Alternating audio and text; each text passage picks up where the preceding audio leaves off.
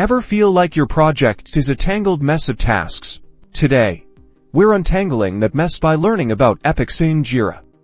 Think of an epic as the supersized user story, the overarching goal that breaks down into smaller, manageable pieces. These pieces could be tasks, user stories, etc.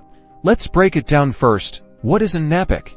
Basically, it's a container, a way to group related work together, such as a feature, a business goal, or a large initiative. In Jira, you'll often see epics represented visually on your boards as dedicated cards with different colors. This makes them easy to spot at a glance, improving project organization.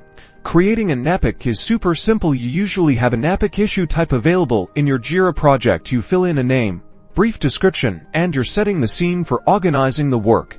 Once you have your epic set up, you then link it to more specific individual tasks and user stories. This linking action creates a helpful hierarchy. Tasks get added to user stories, then user stories get added to epics.